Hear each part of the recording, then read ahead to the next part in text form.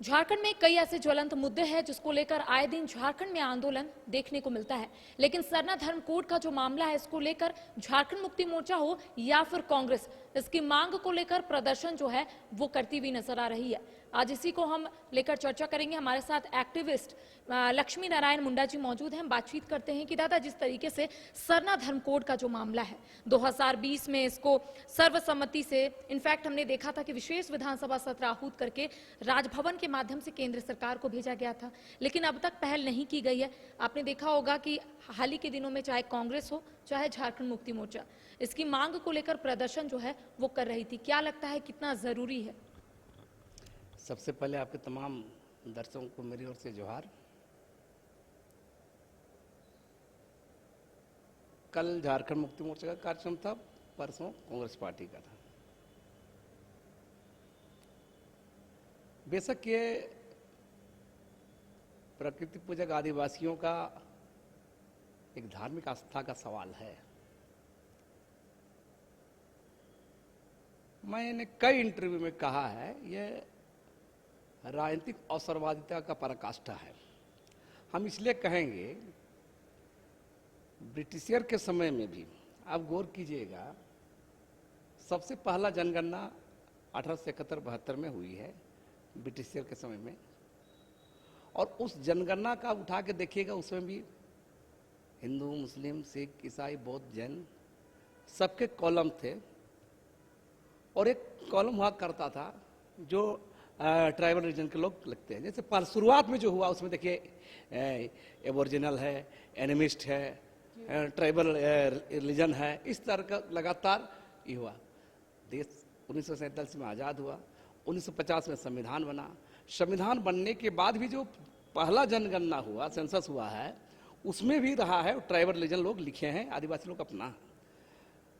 लेकिन 61 आते आते इसको कांग्रेसी शासनकाल में, पंडित नेहरू के शासनकाल में इसको हटा दिया गया। आप इसको इस ढंग से देखिए कि आखिर क्या जरूरत हटाने का। दूसरा सबसे बड़ा बात है कि कई लोग, यहाँ तक आदिवासी बुद्धिजीवी, आदिवासी एक्टिविस्ट भी इस पर बहुत कंफ्यूज हैं। इसलिए हम कहेंगे, हिंदू, मुसलमान, सिख, ईसाई, बौद्ध, जैन जितने रिलीजन जो हैं, उस रिलीजन से आप ट्राइबल को, आप आदिवासियों को कंपेयर नहीं कर सकते हैं। आदिवासी ट्राइबल है, सीधे सीधे ये रीजन कंसेप्ट का नहीं है, ये इसका पूरा मूल बात है, ये निर्जातीय एथनिक समूह है, एथनिक कल्चर ग्रुप है ये ट्राइबल।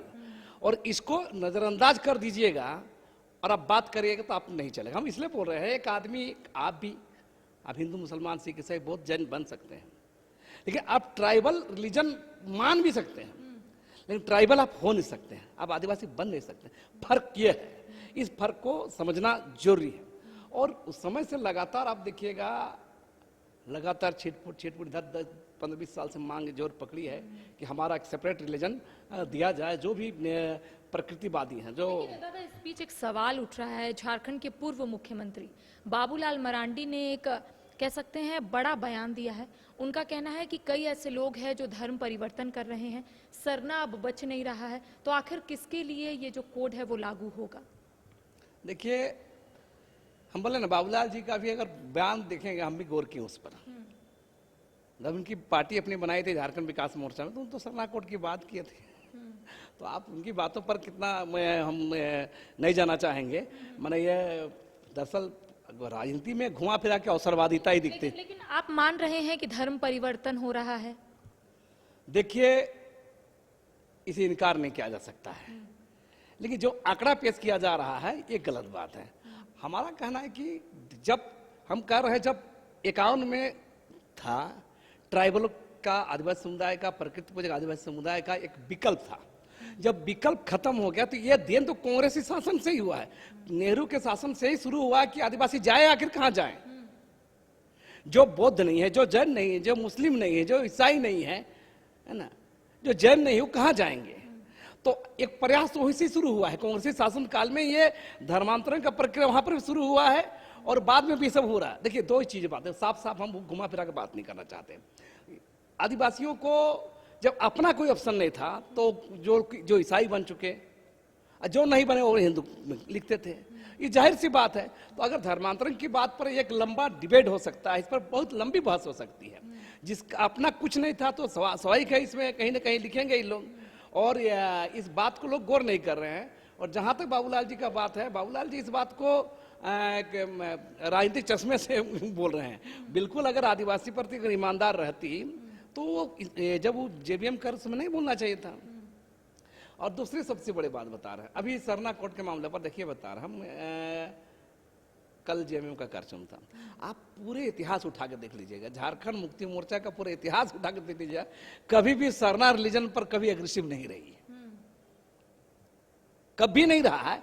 हाल फिलहाल जब इसका मन होता है ना, हमारे सत्ता के लिए आदमी बहुत कुछ कर सकता है। जिस समय में बिल केंद्र भेजा जा रहा था, उस बिल में भी खामी है। आप यहाँ से पास करके गए, आप सीधे सीधे सेंट्रल भेजा, क्यों भेजिए सेंट्रल? आप राज्यपाल के द्वारा भेजना चाहिए था। ये कौन सा नियम है कि आप सीधे सेंट्रल भेज रहे हैं आप? तो मेरा कहना है कि सब इसमें अपने अपने नफा नुकसान के हिसाब से आप मैंने ये सब सारा लोग कार्यक्रम कर रहे हैं। अच्छा दादा, झारखंड के पूर्व मुख्यमंत्री चंपई सोरेन ने उलगुलान का ऐलान किया है। 30 जून से भोगनाडीह से इसकी शुरुआत करेंगे।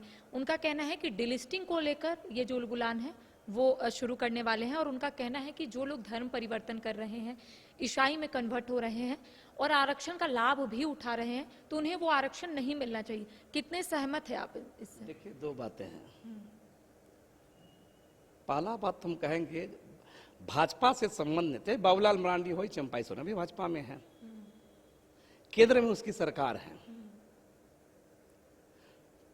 पिछले 2 साल पहले यहाँ पर डिलिस्टिंग रैली हुई थी, यहाँ पर आपको पता होगा, मोराबादी, और उसके बाद ही मैंने घोषणा किया था, एक रैली हम किए थे आदिवासी एकता महारे, जिसका हम संयोजक थे। जब मोराबादी 4 फरवरी को हमने रैली आयोजित घोषणा किया था, सारे लोग को बुलाए थे, जो मैंने व्यापक आदिवासी एकता पर।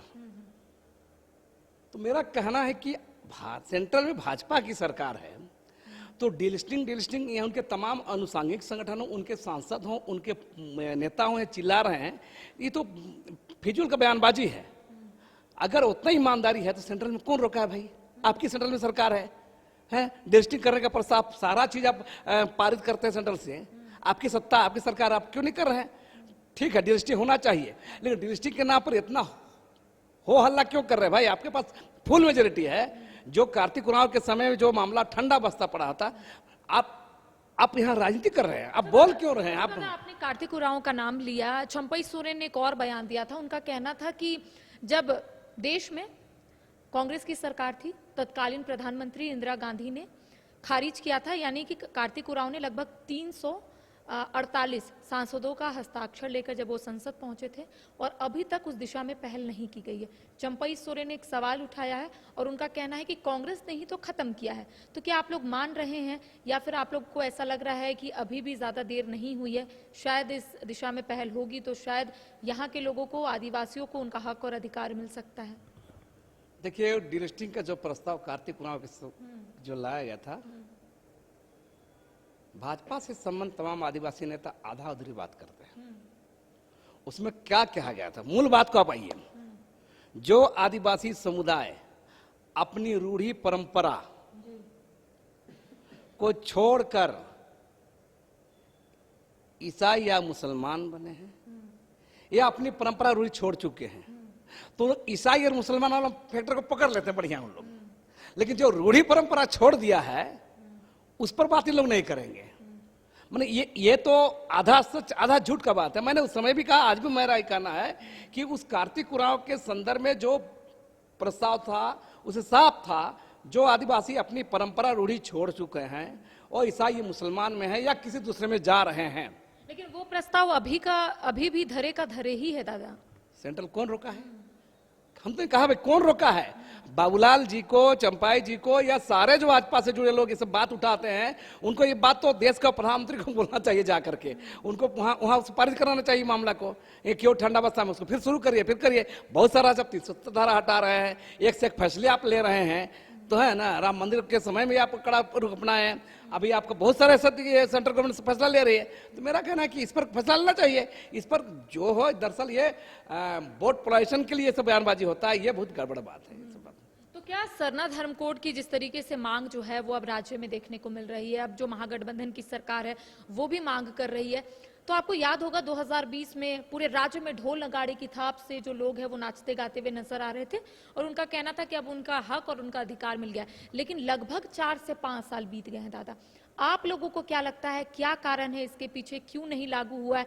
क्या आप लोगों को भी ऐसा लग रहा है, क्योंकि बीजेपी का आरोप है कि जो विधायक यहाँ से भेजा गया था वो त्रुटिपूर्ण था, तो क्या आप लोगों को भी लगता है कि कुछ तो गलतियां हुई है जिस वजह से वो लटका हुआ है, ठंडे बस्ते पर रख दिया गया है? देखिए, इस पूरे मामले को समझिएगा, भाजपा से लेकर कांग्रेस, जेएमएम, तमाम लोग आदिवासी एजेंडा को फुटबॉल की तरह यूज कर रहे हैं। करनी धरनी कुछ नहीं है, इन लोग सबको राजनीति करना है और लोगों के अंदर, क्योंकि हम सबसे प्रॉब्लम क्या बात है, आदिवासी समुदाय का जो आदिवासी समुदाय जो धर्मांतरित नहीं, जो ईसाई नहीं है, बहुत पिछड़ा है सोच के स्तर पे, राजनीतिक स्तर में। इसका फायदा ये लोग उठा रहे हैं। मेरा कहना है कि भाजपा क्यों नहीं कर रही है, पहला बात। दूसरा बात, भाजपा करने के लिए रोका है क्या? हेमंत सोरेन बोलने से ही या जेएमएम बोलने से ही करेंगे या कांग्रेस बोलने से ही करने का ईमानदारी भाजपा को दिखानी चाहिए और जेएमएम को ईमानदारी। देखिए बता रहा है अभी क्या हो रहा है, सरना पर इन लोग बहुत ढोल पे। मेरा साफ साफ कहना है, अगर उतने ही सरना धर्मावलंबी के प्रति कांग्रेस या जेएमएम वफादार है, ईमानदार है, तो आप सिरोमटोरी कर रहे हैं पे, आप क्यों नहीं बात किए? अब सरना धर्मावलंबियों के तमाम धार्मिक, निजी, सामुदायिक जमीन लूटी जा रही है, धड़ल्ले से लूटी जा रही है और राज्य सरकार इन्वॉल्व है, उनका सिस्टम इन्वॉल्व है, राज्य मसले इन्वॉल्व है, उस पर तीन लोग को जोर नहीं है। आखिर सरना कोड पर इतना जोर है, सरना धर्मावलंबियों के और सारे मुद्दों पर आप कुछ नहीं है, लेकिन अब सरना कोड के मामले में इतना एग्रेसिव होकर बोलने का मतलब ये अवसरवादिता है। आप लोगों को लग रहा है कि वोट बैंक की राजनीति जो है सभी पार्टी कर रही है? पूरी तमाम पार्टियां हमारा कर। देखिए बता, दूसरा बात, सरना कोड के बारे में मैं साफ साफ कहना चाहूंगा, 700 से ज्यादा करीब आदिवासी समूह हैं और इन तमाम आदिवासी समूह का आप देखिएगा कि इसमें जब तक सरना कोड की बात क्या है कि आपको सहमति बनाना होगा। हमारा आपको लगता है, हम लोग को भी लगता है, यहाँ के लोगों को लगता है कि सरना कोड बड़ा इशू है हमारे लिए।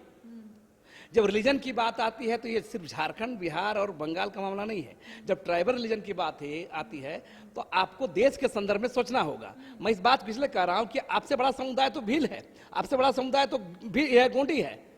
इन लोग को भी सहमति लेना चाहिए कि आखिर नाम पर क्या होना, सरना होगा, क्या होगा, आदिवासी धर्म होगा, आदि धर्म होगा, एक कंसेप्ट मिलना चाहिए कि चीजों को। यहाँ क्या हो रहा है कि यही से सब, और आपको जो रिलीजन देने के बात है, फिर भी मैं कह रहा हूं संविधान में, जैसे आप हिंदू धर्म है, हिंदू धर्म के अंदर 25 गो धाराएं हैं, 30 गो धाराएं हैं, मुसलमान 10-12 धाराएं हैं। यहाँ तक सबसे छोटी जो समूह है जैन, मात्र 44 लाख आबादी है, उनके 6 गो धारा हैं, बौद्ध का 6 धारा है। तो तमाम धारा आप तमाम ऐसी सहमति बननी चाहिए आदिवासी समुदाय के अंदर में, जो प्रकृति पूजक हैं, अपना कर्म कांड रूढ़ी प्रथा अलग अलग बनाते हैं, भील अलग, गोंडी अलग, खासी अलग, सब अलग। तो तमाम लोगों के बीच एक सहमति बननी चाहिए कि हम लोग एक ऐसा कॉमन नाम रखें, उसके अंदर हमारा सरना होगा, गोंडी होगा, भीली होगा, खासी होगा, ये ध्यान देने की जरूरत है। मतलब अभी कहा जाता है कि मजबूरन कोई और कॉलम में उन्हें टिक करना पड़ता है। ये जो परेशानी है वो खत्म हो जाएगी अगर सरना धर्म कोड लागू हो जाता है, तो एक अलग कॉलम आप लोगों को मिल जाएगा। बेशक एक अलग कॉलम की तो बात की जा रही है, अलग कोड की बात की जा रही है, और दरअसल बताइए कुछ नहीं है। आपको भारत का संविधान को उठाकर देख लिए, हम संख्या बल छोड़ दीजिए, भारत में सभी धर्मों को रिकॉग्नाइज करने का राइट्स है। आप क्यों नहीं देते हैं सरना को? आप क्यों गोडिंग को, क्यों भीली को, क्यों खासी को नहीं देते हैं? आप चाहे ये भी एक आदिवासी सेपरेट नाम दे करके उसके अंदर में ये लोग रहेंगे, है ना? तो मेरा कहना है कि इस पर बिल्कुल ये राजनीतिक ताकतें ही बाधा है और आदिवासी को खाली लॉलीपॉप दिखा के लगातार सब लोग ठगने का काम हो रहा है। आदिवासी ठगा जा रहा है, आगे भी ठगा जाता रहा है। जो स्थिति बन रही है महज राजनीति हो रही है, वोट बैंक की राजनीति हो रही है। तो देखिए, सरना धर्म कोड का जो मामला है अब राज्य में गरमाता हुआ नजर आ रहा है। महागठबंधन की सरकार की ओर से ये कहा जा रहा है कि जब 2019 में हेमंत सोरेन की सरकार बनी थी, तब 2020 में सरना धर्म कोड को सर्वसम्मति से पास करके राजभवन के माध्यम से केंद्र सरकार को भेजा गया था, लेकिन अब तक पहल नहीं की गई है। लेकिन दूसरी ओर अगर हम लोग आदिवासी समुदाय की बात करेंगे तो उनका कहना है कि सिर्फ वोट बैंक की राजनीति जो है इस मुद्दे पर हो रही है। ना तो झारखंड मुक्ति मोर्चा, ना तो बीजेपी और ना ही कांग्रेस इसको लेकर गंभीर है। आपने सुना कि इस वक्त हमारे साथ मौजूद है लक्ष्मी नारायण मुंडा, जिनका स्पष्ट तौर पे कहना है कि लगातार इसकी मांग जो है वो बहुत पहले से चली आ रही है, लेकिन अब तक इसको लेकर कोई भी पॉजिटिव रिस्पांस या फिर कोई पॉजिटिव कदम जो है वो नहीं उठाया गया है। लिहाजा जो भी आदिवासी समुदाय है वो हक और अधिकार से वंचित हो गए हैं। फिलहाल कैमरा सहयोगी अभिषेक के साथ करिश्मा सिन्हा, न्यूज बाइस्कोप, रांची।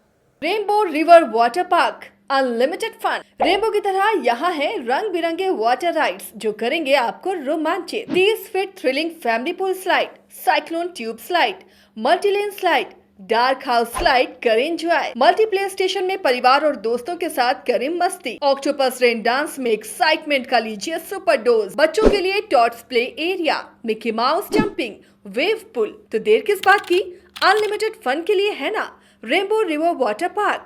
गोल जहां 27 वर्षों के सफर में 17,000 से भी अधिक छात्रों ने डॉक्टर एवं इंजीनियर बनकर भरे सफलता की ऊंची उड़ान, जहां साधारण छात्र भी असाधारण सफलता प्राप्त कर बना रहे इतिहास। दूरदर्शी शिक्षाविद श्री विपिन सिंह के मार्गदर्शन में मेडिकल एवं इंजीनियरिंग के लाखों छात्रों के लिए आशा की किरण के रूप में गोल्ड रिजल्ट फैक्ट्री। अगर आप देश के किसी भी कोने में रहते हैं, अगर आप पटना आना चाहते हैं और घर जैसे रहने और खाने का आनंद लेना चाहते हैं तो एक बार जरूर आए होटल डायमंटन। संपर्क करें 9572759746, 9031859981, 0612400153। एड्रेस अपोजिट विद्या संस्कार स्कूल, रंजन पथ, गोला रोड, बेली रोड, पटना 801503।